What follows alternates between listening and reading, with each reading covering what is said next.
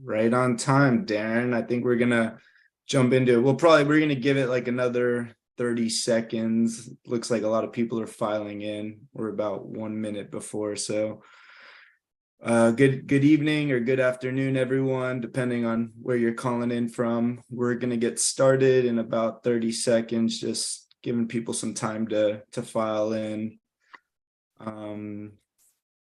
All right, looks like we got a good group. I'm sure people will continue filing in, but it's 4:20, so it's time to start. So pleasure, great having everyone. Welcome. My name is Dustin Robinson. I'll be your moderator for this panel on how to draft a successful application for Florida marijuana application round. I'm the founding partner of Mr. Cannabis Law, which is a full service law firm, and we've done dozens of applications in various states for various clients. But Florida is actually quite unique and mainly in two different ways. Number one is that if the Cannabis Lab could go on mute, please. Thank you. Florida is distinct in two different ways, mainly. So number one is that the structure in Florida is vertically integrated. So on your application, you have to demonstrate that you're capable of growing, processing, dispensing, and delivering. Really, no other state has that requirement other than Florida. The second thing is that there's no cap on the amount of locations you can open up. So you really need to demonstrate on your application that you have a very robust real estate infrastructure. Those are very two complicated parts. This makes the applications very expensive, competitive, and complicated. But joining me today are two experts within the cannabis space that are going to provide legal advice on and hopefully bring some clarity to all this craziness. But before we get started, quick legal disclaimer. We're not providing legal advice, and viewing this does not create an attorney-client relationship. Also, if you have any questions, feel free to drop them in the Q&A box. We will get to them at the end. So without further ado, I'm going to ask each of the panelists to introduce themselves and their experience around cannabis applications. Amanda, you want to go first? Sure, absolutely. Hi, everybody. My name is Amanda Barton. I'm a partner with Mr. Cannabis Law. I also serve on the leadership team for Cannabis Lab. Thank you, Cannabis Lab, for co-hosting this event today. For those of you who don't know, Cannabis Lab is a networking and educational platform for those of us in the cannabis industry. It's actually how I got my start. I've been with Mr. Cannabis Law now for about 2 years. Before joining Mr. Cannabis Law, I was an attorney that focused primarily in the finance industry. So I was able to use my transactional experience in the alternative finance market to really leverage and help my clients in the cannabis industry. Focuses pretty much exclusively on the cannabis and psychedelic industry. So we bring all of our combined years of legal experience in advanced, complicated transactions, application work to those in the cannabis industry. So really helping our clients is something that we're extremely passionate about, along with the cannabis industry itself. Darren? You are on mute. You want to drop yourself off mute, Darren? Got it. How you doing? I'm Darren Potter. I'm a plant biologist by education. I've been in the cannabis sector for over 15 years, holding various roles as founder, board of director. I've founded a few companies in the cannabis sector, serial entrepreneur, going back since before 2010, in states like Colorado, Florida, of course, with the 7th license in the state of Florida. I've done applications in Florida, Arkansas, Pennsylvania, Massachusetts, all over the country. Typically offering services as a subject matter expert in cultivation and operations primarily. And I'm a member of CLAB and very happy to join you guys today. All right. Well, before we jump into the details of the application, I think it's important that we provide a little bit of an overview of what's actually in the application. It's quite extensive and there's a lot of things that they're asking for. So Amanda, could you just kind of run through a quick summary of some of the different sections that applicants will see in the application? Yes, so to start with, they ask for some general background information. They want to show proof that you got your fingerprinting done. They want to know who the owners are. In addition to just some typical, documentation you would expect to see in an application. There's also different sections where you have to supply written responses, and those include cultivation, processing, dispensing, plans for security and accountability, your ability to execute on all of your proposed plans. There's a section for your medical director, as well as your personnel. There's also a diversity plan section, and a section regarding your certified financial statements and your available funding to make sure you're able to execute on your plan. The business ownership has its own dedicated section, which you disclose the different various owners, managers, and also how they plan to capitalize the business. And then finally, there's some acknowledgement forms along with some citrus preference documentation if you are able to meet that criteria for the citrus preference. Thank you, Amanda. And one of the most important aspects of these applications that's often overlooked is the scoring rubric. It's very, very important for any applicants to pay very, very close attention to how each section is going to be scored. So Darren, can you give us a little bit of an overview of the importance of the scoring rubric and maybe some pointers on how applicants could take a look at that scoring rubric?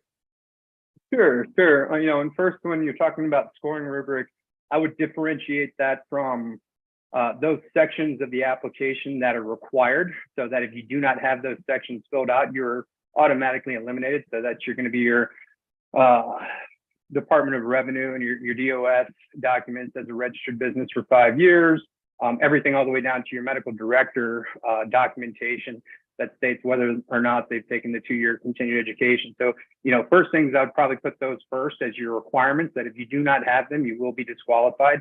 And then I would categorize everything by points. And, what I would recommend applicants to pay very close attention to is the score and the points of each category and subsection, as well as pay close attention to the key requirements and the language of those categories to understand how to achieve the best maximum points. So as an example, you can go to page 45 through 47 of the application rule, which clearly defines the sections, the raw points achievable for those sections, and the overall total weighted points for those sections. And that would probably be the best reference to understand the overall value of every single section. Thanks, Darren. And the application is long, but in my opinion, it can be broken down into really 4 aspects that you really need to stay focused on. Number 1 is securing the real estate and the infrastructure. Number 2 is securing the human resources, so building your team. Number 3, demonstrating that you have a clear plan and the financial resources to execute on that plan. And then lastly, actually implementing a diversity plan, not simply having one, but actually implementing it. So I want to spend some time going through each of these items. Let's start first with what I believe is probably the biggest one, securing the real estate and infrastructure. This could potentially be very expensive depending on how you structure this. So Amanda and Darren, I'm going to open it up to both panelists. What are some of the important aspects of securing real estate and infrastructure? And what are some of the different ways applicants can be structuring these deals with potential landowners?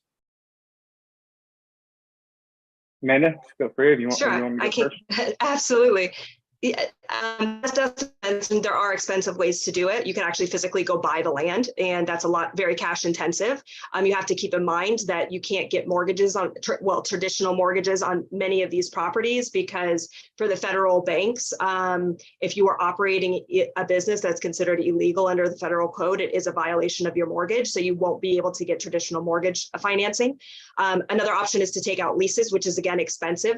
One thing we've learned from Florida in the past is that these rounds take a long time. They're often peppered with litigation, which can go on for several years. So entering into a traditional commercial lease might not be your best option, because you might be stuck paying a lease without a license. And how are you that's really gonna drain your financial resources to keep several leases afloat when you're not even operational yet. A more strategic way to structure it would be to either to have a exclusive option to buy or an exclusive option to lease a piece of property. So where you don't actually have to start leasing or purchasing the property until there's actually a license awarded to you. Sometimes those can be hard to find. You really got to work with real estate owners in order to do that. Another option is to bring a strategic real estate partner in on your team. Instead of paying them money for options, give them some equity.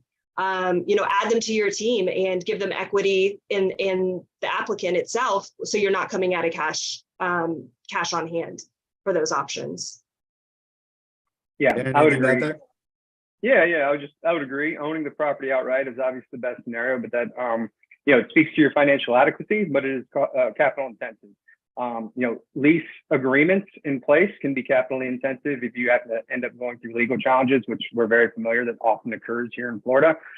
Simply an LOI is probably about the weakest you can have in an application and likely going to score low because it really doesn't speak to the secure of infrastructure, right? You really truly haven't secured it. You have a letter of intent to secure it should you get a license. So structuring deals with property owners, which can sometimes be very difficult, and you might have to bring them on as a partner, and then you have to take on the continued or the potential scrutiny of, will they meet the background checks, et cetera? Do they have any liens, liabilities? So these are all things to take into account when you're looking at securing infrastructure. And if you can afford it, or if you already have the property, that's always going to be the best case scenario.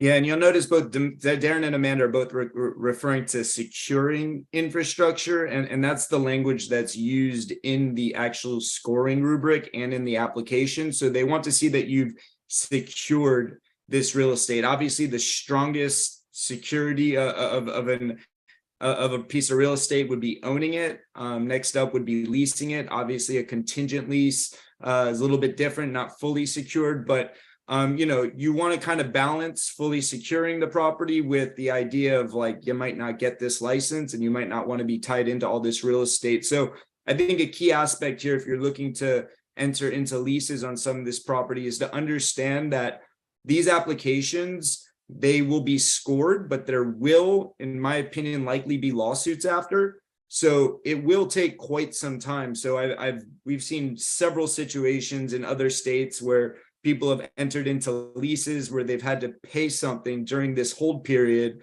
And then all of a sudden there's lawsuits, and 2 years later, they're basically paying to hold on to this real estate and they're actually not operating it. So very important that you kind of plan accordingly. Make sure you understand that this could take up to 18 to 24 months before you actually get your license. They'll likely score them in a shorter time frame, but with the lawsuits and everything, it could take up to 18 to 24 months. So when you're planning your real estate and your infrastructure, it's very important you keep that in mind. So I want to move on to the next point I have, the personnel. That was the second aspect that I think is very important. So first you have the real estate. Second, you have the personnel. What they want to see is that you have sufficient cannabis experience to successfully operate this license. So Amanda and Darren, what kind of personnel should applicants be looking to recruit? And what are some of the different ways of structuring deals with the personnel? Go ahead, Darren. You can go first on this one. Sure. So it's important to understand and realize that, when you're getting scored in these applications, you're going head to head with other applicants. Oftentimes, some of these applicants may have licenses in other states, so they have personnel with experience. So that's very important to understand when you're putting together your team. If you're fresh into this and you don't currently have licenses in other states, I would tell you that Florida experience probably helps the most due to the regulatory nature of the state. And I personally would look for, individuals with a minimum of 5 years experience in regard to cultivation, processing, and dispensing. You also want to make sure that those individuals have zero enforcement actions against them in other states, should they worked in other states or other regulatory, anything having to do with cannabis or outside of cannabis that's going to impact your personnel and your application scoring. I would also recommend, when you're looking at individuals for your application for personnel and their experience, you might also consider subject matter experts to act in the place of advisors, as an example. If you're not able to secure, that's going to likely score weaker if you don't have that personnel on staff or personnel in a pre-employment agreement, if you will. But, those are things that you can look at in regards to, making a robust team. You also might want to consider when you're hiring on, let's say, a cultivator or a processor, they may not be technically, they may not be the best technical writers. They may be very good at operations, but you may not want them writing those sections. You may want them working with a technical writer to write those sections to ensure that you get the highest points. So that would be my recommendation. And then structuring a deal, obviously, with the staff members, I'll touch on that. There's all kinds of ways to do that. There's everything from stock options, we like to call them golden handcuffs, There's also revenue share models that you can look at. Obviously, everybody has to be able to pass a level 2 background screening. That's wildly important. That can disqualify you if they do not pass that level 2 background screening. And everything from simply just competitive compensation. People are certainly in the job market this day and age. So if you offer a competitive comp, you're likely to find some pretty good candidates. Yeah, I echo everything Darren said. It is, ideal to have somebody that already has experience in the cannabis market here in Florida. We have been online now since 2014, so there are some very, very good qualified individuals out there. If not out of state, you can definitely source people from out of state as well. But something to keep in mind is that how these applications are graded is by technical experts. So to Darren's point about, you might have a really great guy that's amazing at extraction. He might not be a great technical writer, but somebody who is a technical writer and understands the science behind it is going to be scoring that portion of the application. So it is very important that knowledge from your experts does get translated into your plans as well. But yeah, key to have people on your team that have experience in the cannabis industry. They're looking for people, applicants that can be up and running very quickly. They're not looking for someone who's looking to learn on the way up. They want to see that you're ready to be operational and you have the best likelihood of success.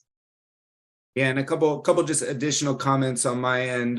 There's actually a section in the application that asks if any, not only if the owners or the applicant has had licenses that have been sanctioned in other states, but it also asks if any of the managers have been sanctioned in any of the other states. So what I recommend is any team members you have on your team, before signing anything with them, I'd recommend having them fill out that form to make sure that they haven't been a manager that has been at a licensee in another state that has had some sort of sanctions, because in the scoring rubric for that particular section, you automatically get put into the B score, not the A score, if any of your managers do have any of those sanctions. So I think it's important before you sign anything with anyone you bring on your team, make sure you collect the necessary information to make sure that they aren't going to kind of put you in a situation where you're getting dinged on points. Another comment I'll make just on the structuring, some applicants will bring in specific individuals.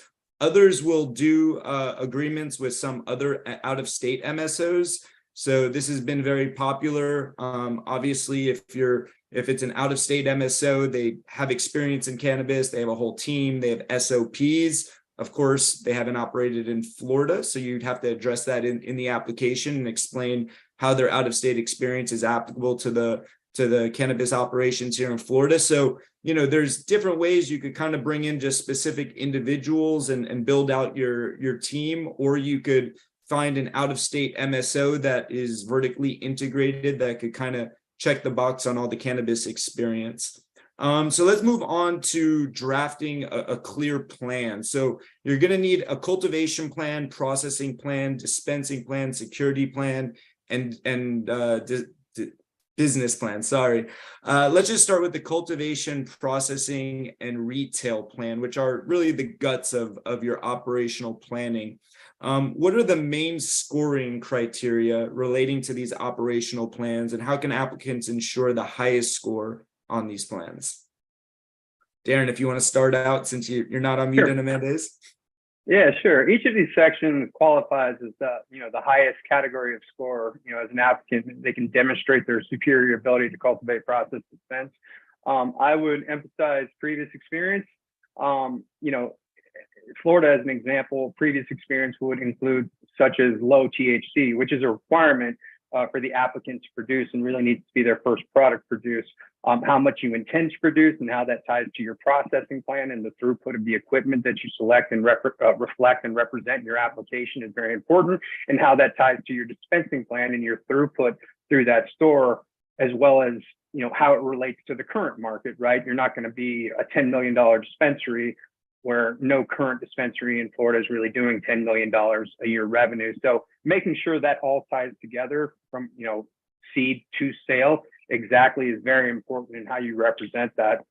Your cultivation plan, how you intend to acquire genetic seeds, grow those plants, whether it be in a greenhouse or an indoor, how you intend to ensure your crops are safe and clean and pesticide free within the regulatory requirements of the state, how they're going to be yeast mold mycotoxin free. So ensuring that they're going to meet all COA requirements and not zero concerns with yeast, mold, fungus, etc. So that's very important. And then from your processing standpoint, you have requirements for solvents and making sure that, you're going to meet every single COA requirement to get those products to market. So as an example, with a gummy, making sure that you're at 10 milligrams and you're not at 10.1. That's, your formulations and how you achieve that. And speaking to that, and mind you, these sections, while the application is very long, it is a limited number of pages. So it's a lot of experience and information that you have to put in, your cultivation plan, as an example, 10 pages, your infrastructure, 7 pages. So, speaking to your infrastructure, right, you need to be able to show each and every area, your security plan, your overlays, your access control. So it's a lot of information, and it really needs to tie together, as well as the cost of that infrastructure and how you're going to represent that in your financial plan and be able to represent that you can operate this business from seed to sale for a minimum of 2 years without really generating a dollar before your application fee is due. So it's really important to pay attention to the language and the requirement of every single question asked in each section. That would be my best answer for that.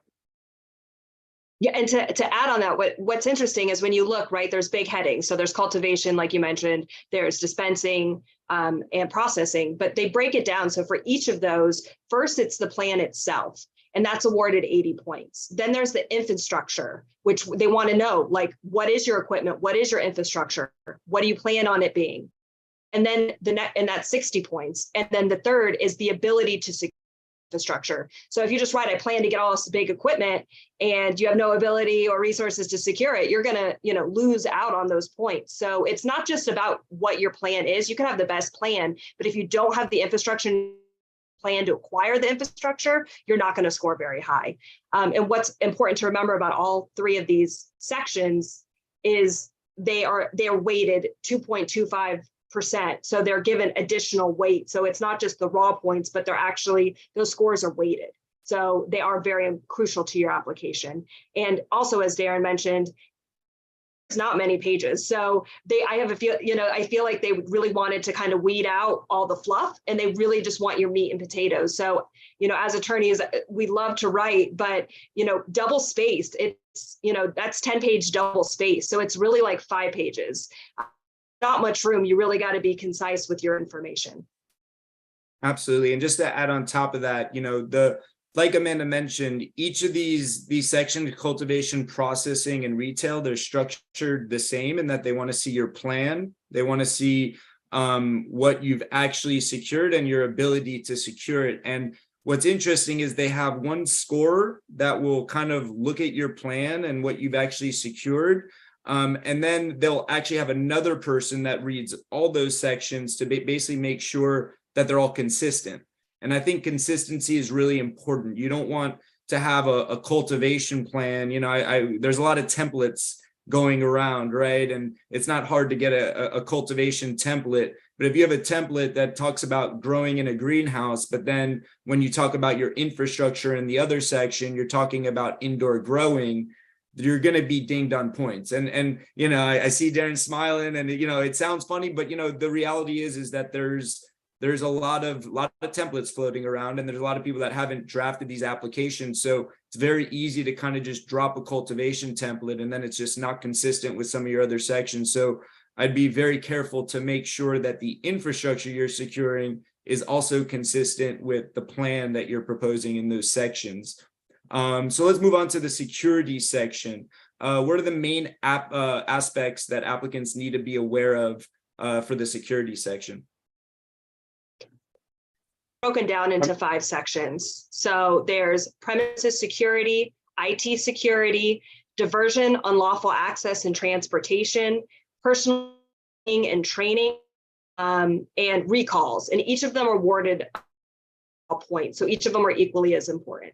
Now, obviously, security is a top concern here in Florida. they require gates and points of access and restricted access. So really understanding the premise security along with the IT requirements are incredible. What's one thing a lot of people didn't think about in the first round is how long you have to keep your video footage. So if you have this mammoth facility that has let's even say 10, 15, 20 cameras, you have to keep all that video footage for a certain amount of time according to the OMMU.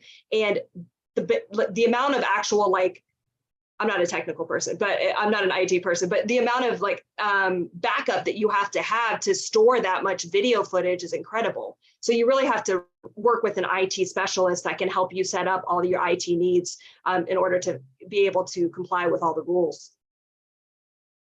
Yeah, I would strongly advise bringing on a security expert and IT expert for this specific section. I certainly would not try to tackle it, as a cultivator or processor, dispenser, or an operator. There's going to be multiple layers to your security, everything from camera and even specific camera selection for whether it be your perimeter or your interior. Everything from your IT infrastructure, your battery backup in the event of loss of power, right? How long that battery can actually maintain those servers so that you don't lose for even a minute, right?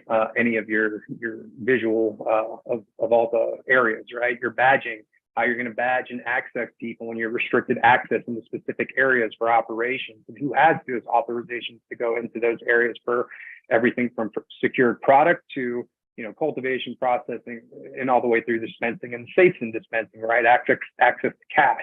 So those are all things you really need a specialist to come on board to ensure that you have the best plan moving forward. And I'll use an example, like mother rooms are often picked on by inspectors because you have tall plants in there, and they really want to make sure that they're able to catch every single aspect of the entire room, that no one can essentially hide behind a plant, right?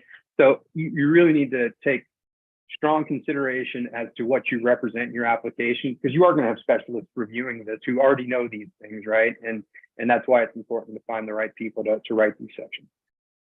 Yeah, and I'll just kind of add on to that. As we're talking, all these different sections, they sound so technical. So it's like, cultivation, you really got to know cultivation. Processing, you got to know all these different extraction methods. And even for security, you really need someone that understands that. So I know there's a lot of consulting firms out there that are kind of drafting these, but as you could imagine, there's no one person who is an expert in cultivation, processing, retail, IT, all these different aspects. So I think it's important as you build your team, you also get these people on board to actually work with your application drafter on, the technical aspects to make sure that everyone's on the same page and that your drafter really is able to have the resources they need from a technical perspective for each of those sections.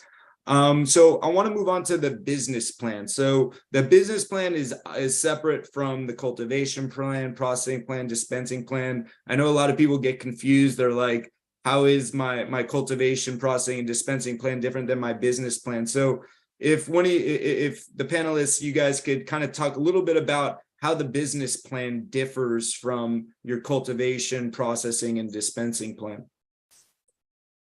Sure, absolutely. Go ahead. Go ahead. No, you go first, I It's cool. was going to say, I think the first thing to recognize in the business plan is that it's only 5 pages. So if anybody's ever looked at a business plan, 5 pages is pretty lean for a business plan. And this is where you're reflecting essentially who you're going to be when you grow up. So you really need to articulate, all of those plans together for cultivation, processing, dispensing, and the phasing of your facility, your build out, and all the required capital to do so, and how it jives, how it works together. So this section is really about how it all ties together. And I would say, it's a very brief synopsis, only being 5 pages. So be mindful of, and as you said, double space. So be mindful of your selection of wording and how you're articulating it in this section. Yeah, I don't think it's really, honestly, when you read what they put under what a business plan is, I really don't think it's a true business plan at all. It really is. They want to know what's your step-by-step from the moment that notice of award to the time you open up, your facility, step by step. How are you going to go from awardee to operational? It's how put all of those plans in action? You know, are you taking a phased approach to your cultivation facility? Are you planning a delivery retail stores? Are you, you know, how do you plan to implement your?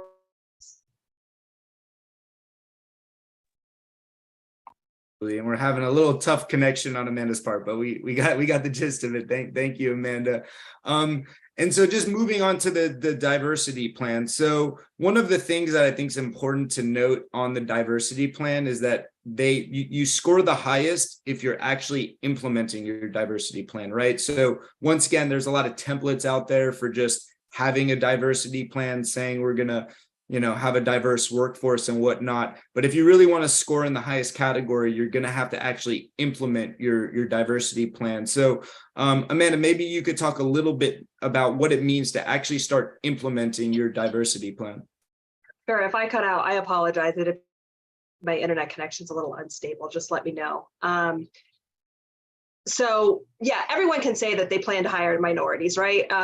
It's what are you actually doing to show that you plan to enact your diversity plan? Are you going to be purchasing equipment from minority-owned business? Are you going to have vendors? What are you actually doing right now? Do you have minorities, women, veterans on your ownership? Are you doing training? Are are you certified as a minority-owned business? It's what you're doing today and what you're going to do immediately after getting an award. It's not what yeah, it's great. We all can write a great diversity plan, but how are you actually going to contribute? Darren, anything to add on top of that? Yeah, I mean, I would just say in regards to diversity, it's good business practice to, you know, have a diversity plan that you actually are implementing. When you think of the consumer market, you know, say it in a crass way, it's not a bunch of rich white people or white guys, you know, consuming cannabis. You're gonna have all walks of life. So, you know, you really need to consider African American, Asian American, Latin American, and women obviously classified as a minority.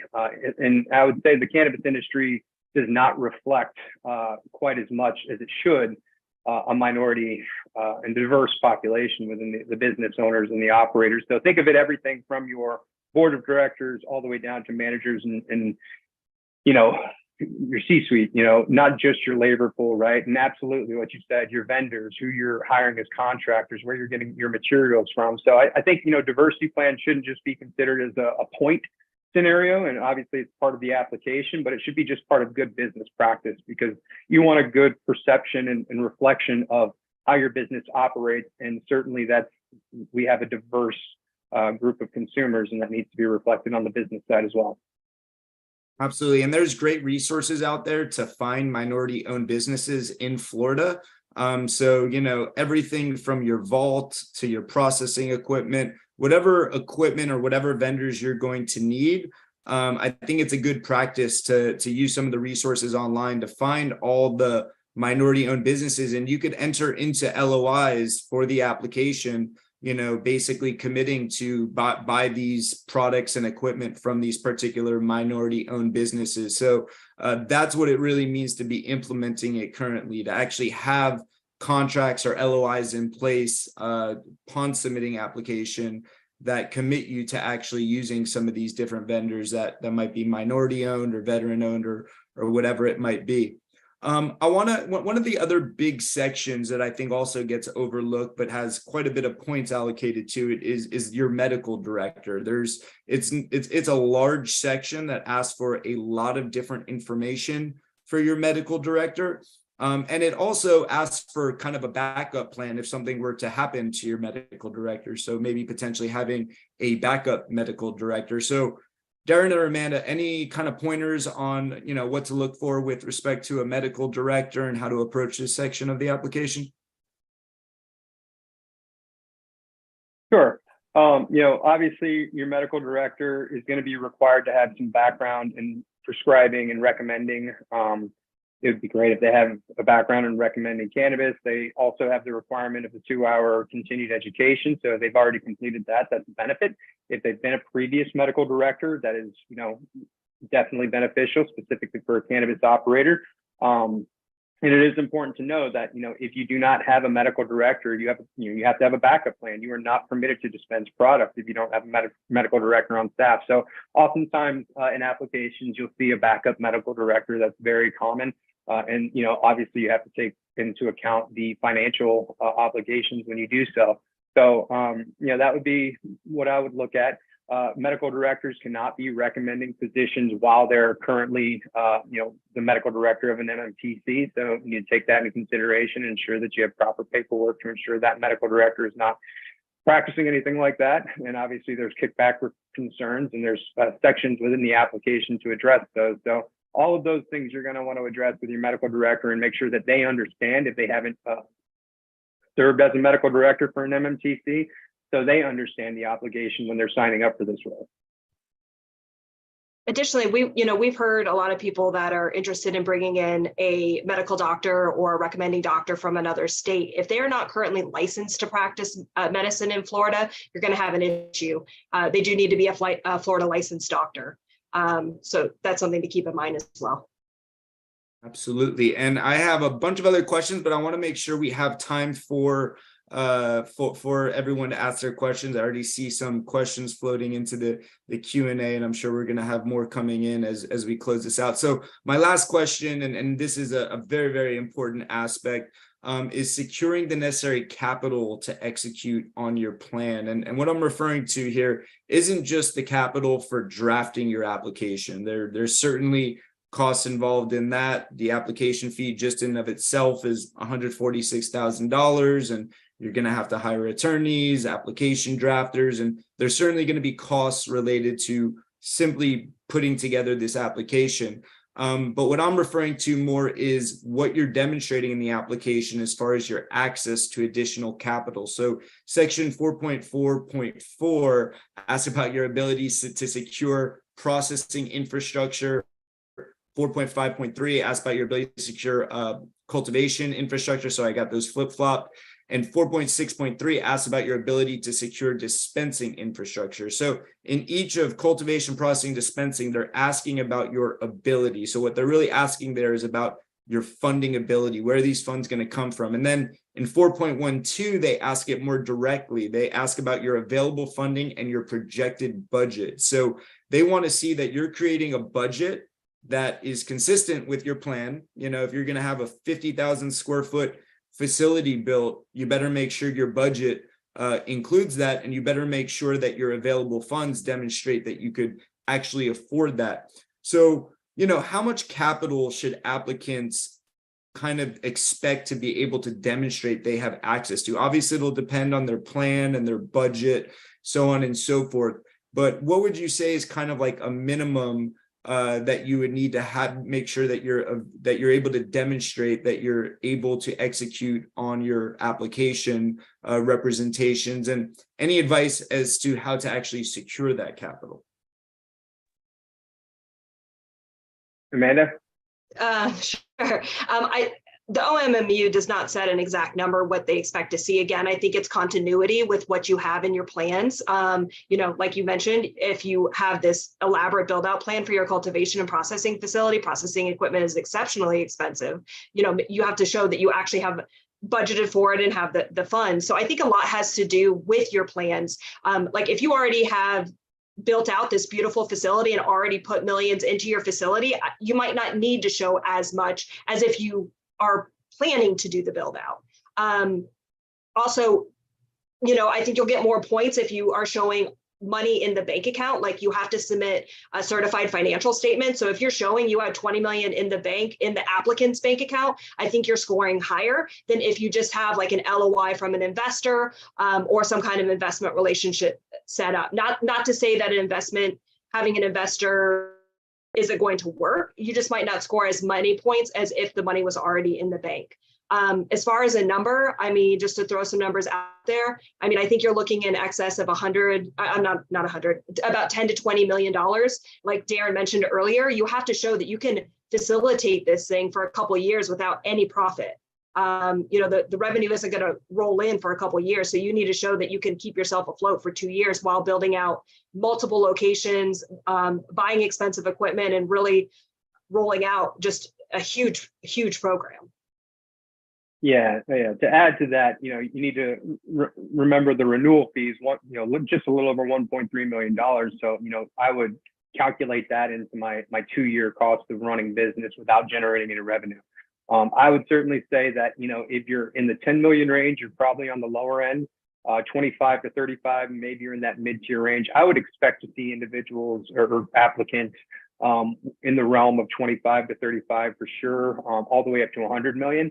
And what you said is very important. Reflecting a balance sheet or proof of funds of an individual who intends to, you have an LOI from an individual. That's going to be a lot weaker than having that capital in the entity that's the 5-year business registered with the Department of Revenue as an operator, as well as, a couple of things to remember. You also have to be registered with FDEX as a nursery. So just throwing that out there as a little thing to remember. That's only $35. That's not gonna kill you. But if you cannot reflect that you have the capital to build the infrastructure, you're reflecting cultivation, processing, dispensing, and operate for 2 years without making a dime and cover that $1.3 million renewal fee, you're probably not going to be showing a strong application for this section or a strong section to get the highest amount of points. So I would definitely keep that in mind when you're looking at your overall plan. This may cause some people to scale down their plan. It doesn't say that you have to be the biggest company in the state, right? You do have to be growing in a very largely competitive market, and you have to do it very fast. You have 60 days to request cultivation authorization, 60 days to request processing authorization, and 60 to request dispensing. So it is a lot of work to do in a very short period of time. And if you have not secured cultivation premise and you have not begun work to actually, have your facility in place, should you get a license, I'll tell you right now, you're not going to build something in 60 days. It's just not feasible from, logistics and material standpoint to get all of that in. Should you get a license, call the state and say, hey, we're ready in 60 days. If you haven't already done that work. So if you haven't, I would say start on it immediately. And then as for raising capital, a lot of that comes down to your business plan, who you reflect in your business plan, and, going to the right investors. I mean, Florida is probably one of the better spots to do so with the high net worth individuals in the state to raise that kind of capital for an application of this nature. It's certainly a very competitive application, and there's a high barrier of entry, right? High cost. So all of those things to be kept in mind. Yeah, and just to add on top of that, you're going to have to submit certified and audited financials. So they're going to see your balance sheet. They're going to see how much cash is in the bank. And if you're submitting certified and audited financials that show zero in the bank, that's not going to look good. Ideally, I think best situation, you have cash in the bank, but you could also enter into lines of credit if you're able to show a proof of funds from a particular individual that, is willing to give you some large line of credit to get you through this. That's helpful. Obviously, if you have an investor with some sort of commitment that's going to fund this upon being licensed, that's also good. But it's very challenging. I mean, look, I'm sure some people are listening to this and they're hearing, 20 to $25 million. I don't think, they're issuing 22 licenses, right? And the person who wins first place and the person who wins 22nd place, they all just end up with a license, right? So there certainly will be people in that top tier that have tremendous amount of capital that they're going to be able to demonstrate. But I also think there's going to be people that are a little bit further back, maybe the 15 to 22, that maybe don't have as strong as funding sources as some of these others. So I wouldn't get too discouraged from the 10 to 20 million or 20 25 million, but you certainly want to demonstrate that you've thought it through and you have some sort of source that you can go to basically execute on your plan, which is very hard to do. Obviously, once you have a license, much easier to go out and raise 20 25 million dollars. But right now, you're basically sitting here with no license, and you got to go out to investors and essentially try to find some sort of a commitment or some sort of line of credit or some sort of financing facility that could help you demonstrate this. And one of Amanda's points was very important as well. If you've already built out this whole infrastructure, right? If you got 5 built out retail stores and you got, a great cultivation facility that's turnkey, you got a processing facility that's turnkey, you're going to have to demonstrate less capital certainly, but you're certainly going to have to demonstrate some capital, because you're going to be operating at a loss for quite some time. Even if you have a turnkey operation ready to go, you're going to have to staff it up. You're going to have to pay people before you're starting to earn, actual revenues. So it's just going to take some time. So I certainly encourage people to try to really spend time figuring out what their funding source is going to be. So we are going to jump into the Q&A. We've got a whole bunch of them, so I will read them out and just go right through them. And if anyone has any other questions, just drop them in the Q&A box. So first question, is there a stipulation after approval stating there must be active cannabis cultivation within a certain period of time? I know Darren said 60. I know the rule is 64.005. I actually believe it's 75 unless it was changed. I believe it's 75 days after getting awarded, you have to demonstrate cultivation. And then there's also days you need to demonstrate processing and dispensing as well. I think dispensing is 200 days after being granted. But what's important is that the way that rule is worded is actually that what you need to do is you need to request cultivation authorization within 75 days. So it doesn't mean you need to get approval, right? So if you put in that request within 75 days, even if the department comes out and says, hey, you still need to do this, this, and this, you basically satisfied that condition. And a lot of the previous licensees, these 22 that are currently licensed, they played around with that wording quite a bit. And some, I'm sure most of the people on the call know that a lot of these guys didn't become operational from a cultivation perspective for a very, very long time. So they requested their cultivation authorization within that 75-day time frame, but they didn't necessarily satisfy it within that 75-day time frame. Any other comments from Amanda or Darren on that? Yeah, I think what you, go ahead. No, go for it, Darren. Yeah, I think what you said is important to understand. Requesting cultivation authorization within that time frame. For me, at Grow Healthy, it was 60 days, and I will say we met that requirement. We met all the benchmarks of the state. But it is important to understand that if you do not meet the benchmark, you could face an action by the state. I believe it was May of 22 when they actually created the emergency rule to rescind a license should a license not be performing within the renewal time frame. So, you do have a window, but if you want to stay in the best foot forward and the best relationship with the regulators, which is important to do, you do want to try to meet those requirements, and that's requesting authorization and going through the inspection and meetings. Should there be little changes and tweaks, not a big deal, but if you don't have any infrastructure, as an example, in place, certainly going to reflect poorly with the state and the inspectors. And just something else to add for purposes of this conversation, more importantly, you need to demonstrate that you're able to get cultivation going in a relatively short period of time on your application, right? So once you actually get the license, this is the rule, 75 days. But if you go on your application and you say, hey, here's our cultivation plan, and we're not going to be ready for another 15 months, that's not going to score very well on the application. So I think from an application perspective, you need to be very, very clear in demonstrating that once you get this license, you're able to go and you're able to at least make a request for cultivation authorization in very short order. Next question we have on here. Can you expand on the initial disqualifications? Registered business for 5 years, ? Continuing education for 2 years.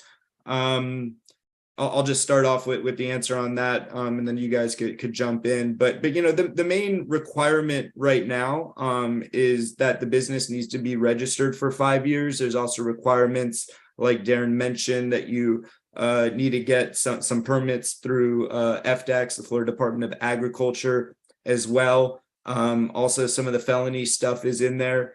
They got rid of that 30-year nursery requirement. My law firm, we still receive a lot of phone calls from people that love to ask about that 30-year nursery that was in the original statute. That's no longer in there, so you do not need to worry about that. But Darren, any other items that you want to kind of just talk about that are immediate disqualifications? Yeah, and just make sure that you read and review the application rule, because it'll really clearly define that in those sections. So as it just says medical director 2 years, that 2 years education applies directly to the medical director, and it's not that they have to have completed that 2 years, but there is a form for the medical director that needs to be filled out and included with the application. And if you don't fill out that form, you will be denied, right? They're not going to review your application. So there's certain things that you absolutely have to have for them to even review your application. So I would just make sure to thoroughly go through that application rule. And that's why I say when I'm doing an application, I kind of look at things from I absolutely have to have. If I don't have this, I'm not even being graded, to what's my highest points. And I kind of break it down that way. So that's the way I would approach it. And it's pretty clearly defined in the application rules. So you can see those. It'll say, application denial as an example. Yeah, and there's actually the application scoring is broken into first 3 phases, and that first phase is simply ensuring that you have all the minimum requirements and that you've submitted everything. So the first phase is just simply figuring out if you submitted everything. So at the very, very least, you want to make sure you read this application very, very clearly and make sure that you provide any information that they're asking for. Next question is, why do you think there will be lawsuits? I mentioned the lawsuits, so I'll take a first shot at that. Pretty much the first round of applications were followed by lawsuits. This Pigford round was followed by lawsuits. I would say pretty much every state that I've done applications in have been followed by lawsuits. Now, sometimes those lawsuits put an injunction on those licensees actually operating. Back in the 2015 round, they did not do that, right? So they issued a handful of licenses in that 2015 round, and then there were lawsuits, but they allowed those 5 to go ahead and operate. My best guess, and this is just a guess, and just I've talked to a lot of people throughout the state.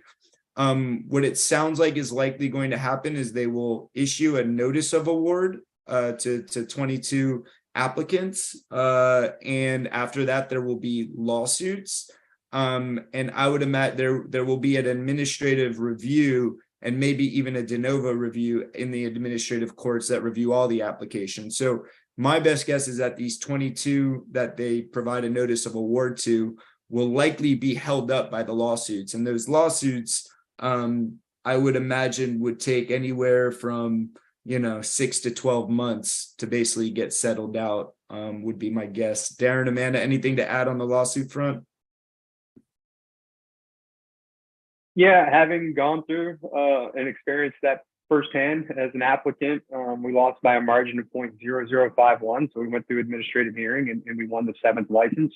And I acted as a subject matter expert on other cases in the scenario of lawsuits. So I'm very familiar with it. And, Florida, to be honest with you, it's just a litigious state, right? So, in the ideal world, if you had 22 applicants, then easy, probably no lawsuits, right? But, if you look at Alabama as an example, you just had 38 applications for 5 licenses. There's likely going to be some legal action that's going to occur because, at the end of the day, people want the license. It's a high value of the license. It's a high value industry. And the state has shown a path to licensure through legal action, right? So because that has been shown and that process is followed through, it's likely that, any applicant who isn't awarded, if they have the financial adequacy to do so, they will spend the money on a legal team to go after that license if they believe they have a good, strong chance, depending on where they scored, right? So, it's just pretty common to see across the country in competitive application processes. And of course, Florida is a highly competitive application process. You're most likely going to see lawsuits. Amanda, anything on your end? Yeah, I was just going to mention the people that are suing are the people who lost. So if it wasn't clear, it's not that another agency or anyone's suing. It's the applicants that lost that are suing. And like Darren mentioned, because there's a standard now for this, that hey, if you sue, you'll likely get a license. I definitely anticipate seeing a lot of lawsuits filed or administrative requests for appeals as to the losing applicants. Yeah, and to that point, there is a precedent for if you sue, you get a license in the previous rounds. And there's actually just a bill that was filed just a couple of days ago in Florida that actually part of the language in there was relating to the people who lost in the Pigford round and essentially awarding those who have a lawsuit and are within a certain amount of points from the winner there. So there's actually, you know, a bill out there that's essentially trying to say, hey, if you do have a lawsuit, the department needs to essentially give you a license if you're within a certain amount of points. So it's a tough precedent that they've kind of created, but there's certainly precedent out there that if you sue, you could potentially get a license. Next question is, we are a multi-state provider of turnkey systems and we've held a construction license and been registered in the state for more than 5 years. Does that count even though we are not located in the state? No, it does not count. It needs to be registered in the state of Florida. So any out-of-state entity would not qualify to be an applicant for this application. Next question. You touched on real estate. What about infrastructure, greenhouse, CEA capabilities? So yeah, I mean, the real estate, when I talk about real estate and infrastructure, I'm talking about the real estate and the equipment, the greenhouses, basically the facilities you will need to essentially build this thing out. And you want to demonstrate that you've secured, once again, that's the language they use in the scoring rubric, that you've secured the necessary real estate and infrastructure. Darren or Amanda, I don't know if you have anything to add as far as like the equipment and infrastructure. Yeah, I think it's important to understand that, you know, let's say you're a greenhouse operator, you're a current licensed nursery, registered nursery in the state of Florida. You know, if you have that infrastructure, that's wonderful.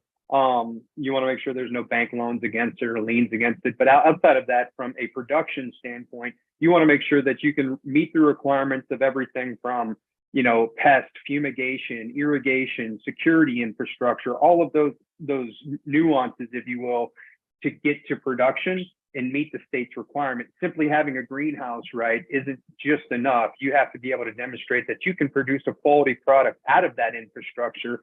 And if you have in the past as a, you know, maybe a hemp operator and you have COAs that show that you produce quality hemp that met the state's requirements, you know, that definitely helps. But just having the infrastructure alone, you know, that's a first step, but there's a couple benchmarks that you might need to achieve beyond that to make sure that it's the right infrastructure to produce the quality product to meet the state standards. And anything to add on infrastructure? No, I mean, I think you hit it. I'm just being sensitive on time. We still have a lot of questions, so I'll just wait. Awesome. Best case scenario on time frame for approvals. Are they batching them over time? I know there was a lot of confusion in their last emergency rule they came out with. They used the word batching, and there was a lot of speculation on what they meant by that.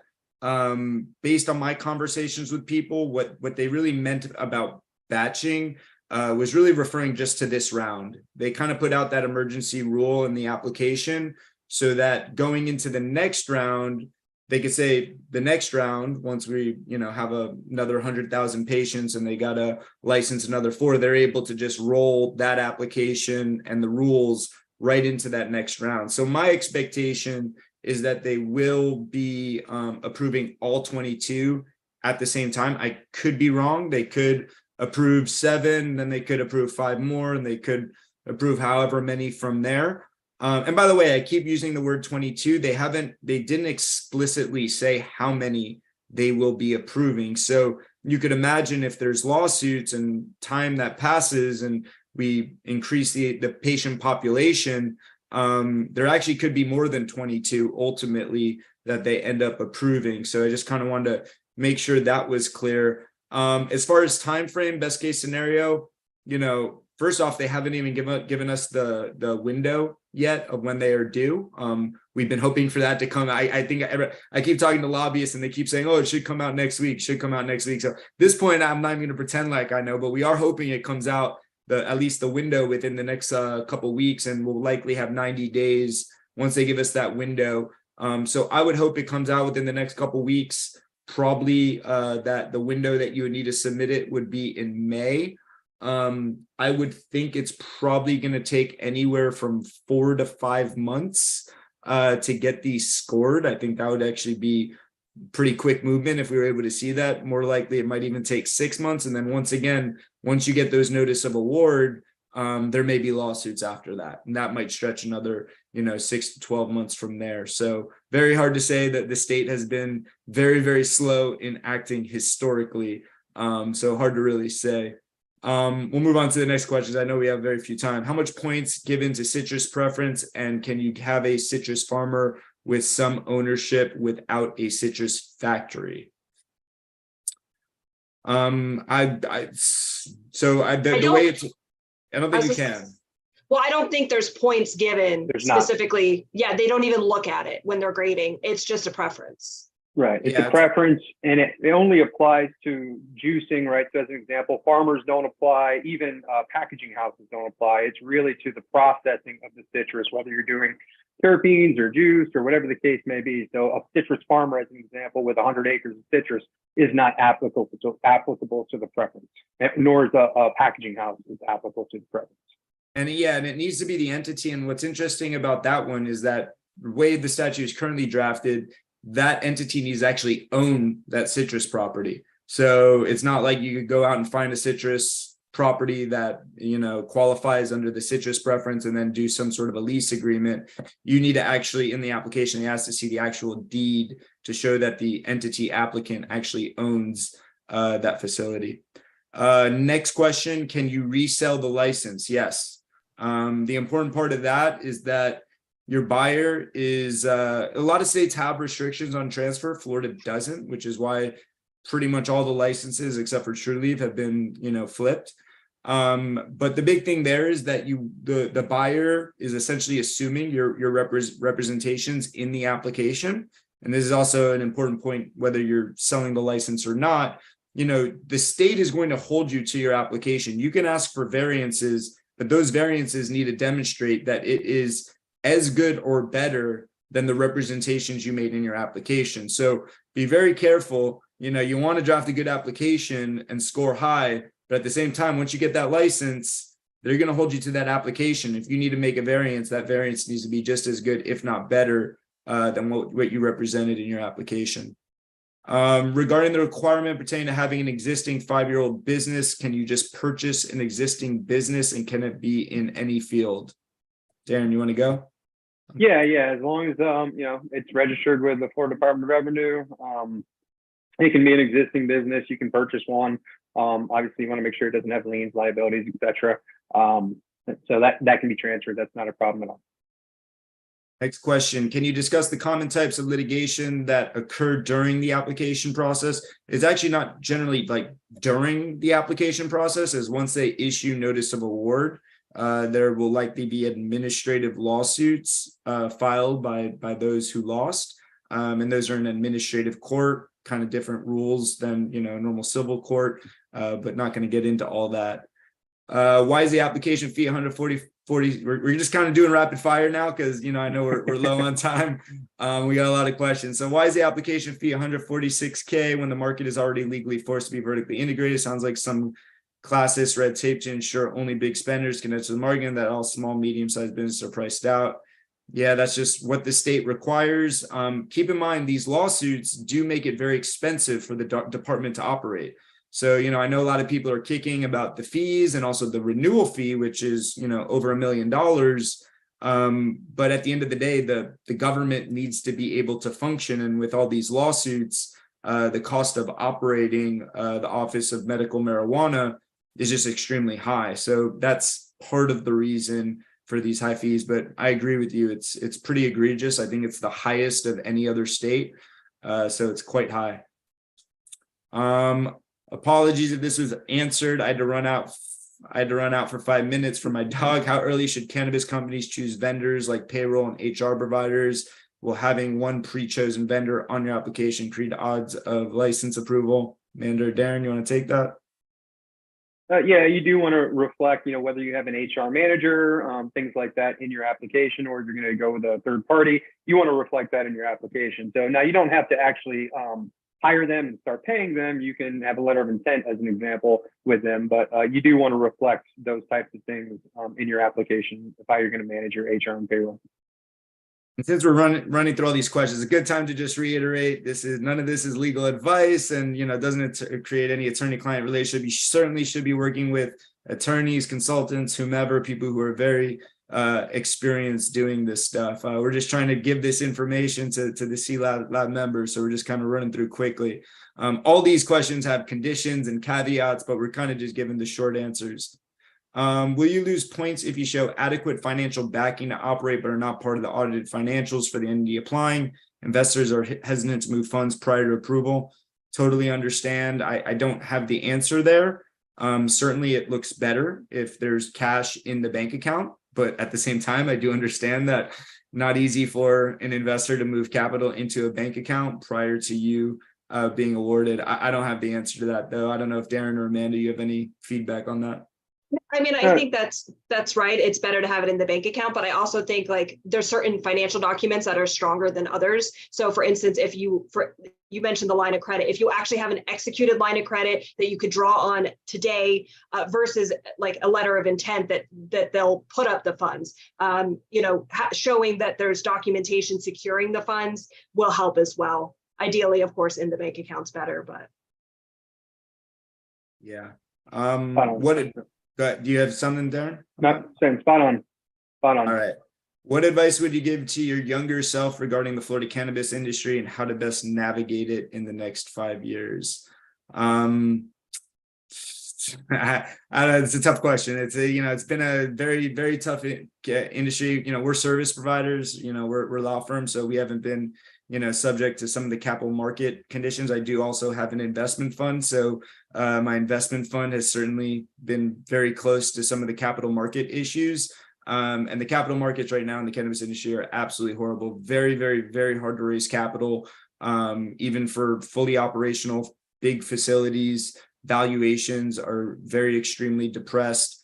It's a very, very tough time for a lot of these bigger MSOs, but I think that makes it a really interesting opportunity for some of the smaller players to kind of enter the space. And also, I think a lot of investors were speculating on federal changes in the law. The biggest one being 280E, which is the tax provision that only allows you to deduct cost of goods sold.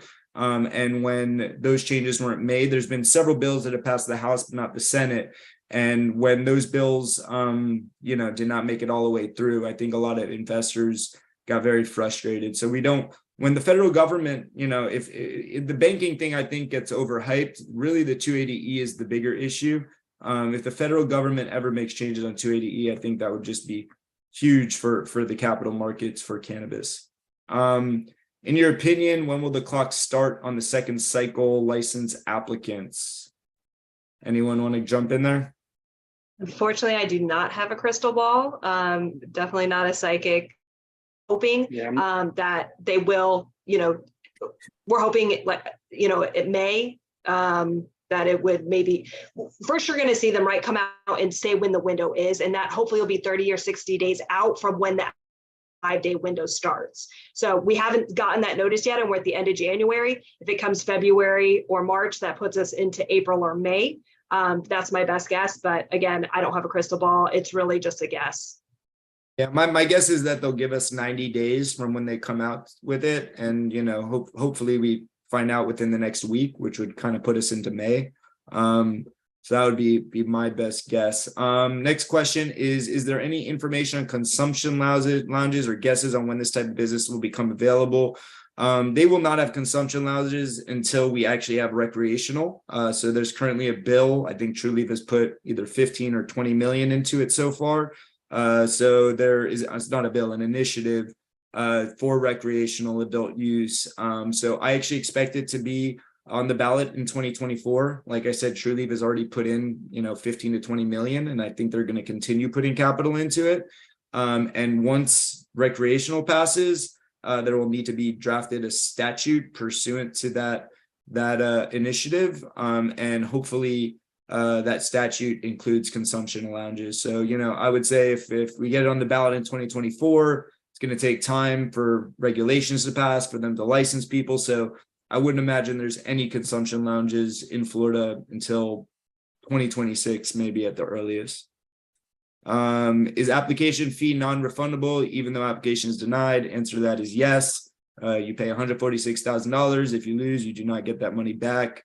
Next question is approximately how many applications are expected? How much of a point spread between the 22 licenses that will be awarded? As you could tell, it's very, very expensive to apply, right? So, these licenses presumably will have a lot of value, but not a lot of people are willing to spend, $500K to $1 million in rolling the dice on these applications. So my best guess, I actually think there's going to be less than people expect. I think there's maybe going to be like 100 applications. I don't know. There's not going to be like thousands of applications. It's just too expensive. But I would say anywhere between 75 to 200 applications would be my best guess. Darren, Amanda, I don't know if you have anything to add on that. I think 200 is a pretty high watermark. I think, probably even as low as 50, but 50 to 75 is kind of what I'm estimating based off all the conversations I've had and people have contacted me about it. Yeah. Are applications available online? Well, you don't file it online, but the document is available somewhere online. Happy to send it to you. Feel free to send me an email. Also, how soon will applications start? We already kind of answered that. Next question from Lola. I'd rather spend the money on filing a lawsuit. Do you guys recommend a firm? Happy to talk about that on the side.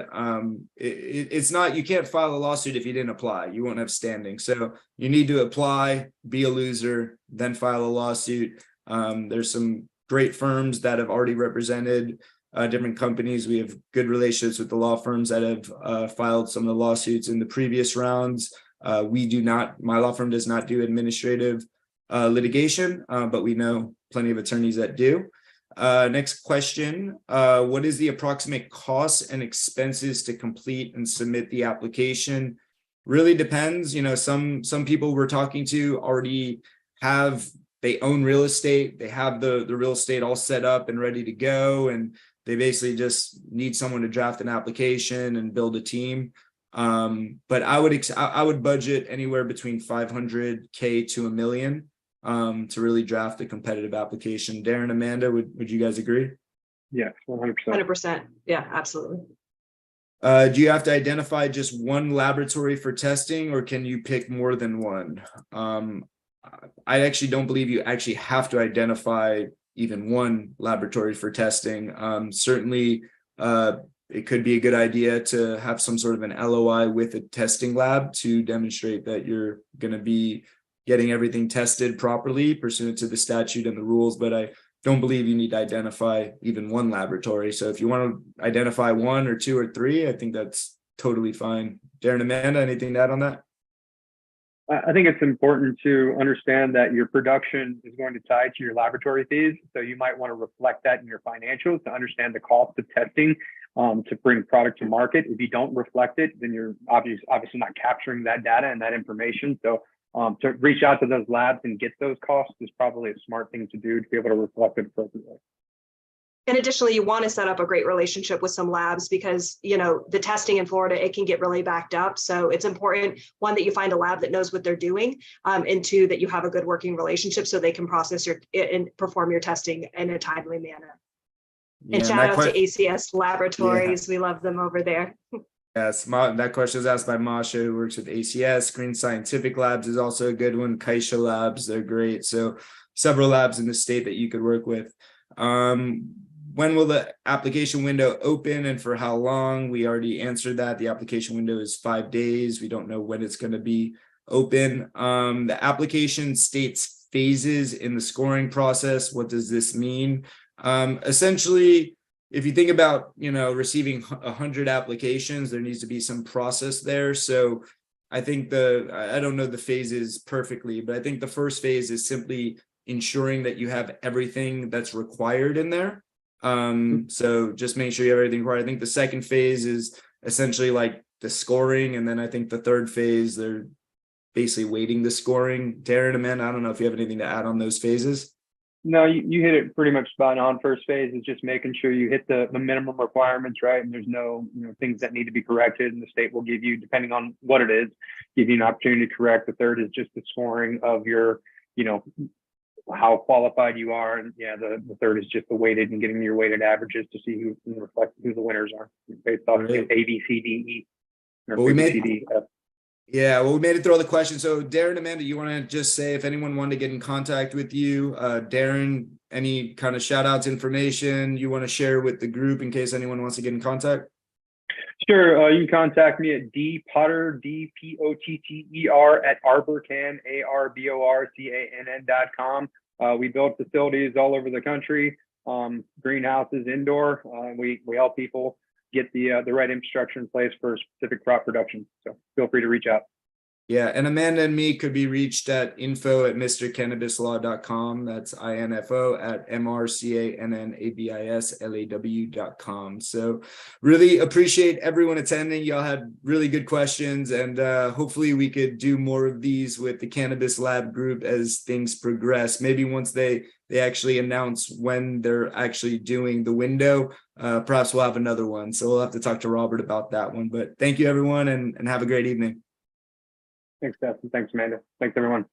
Bye. Thanks, everyone.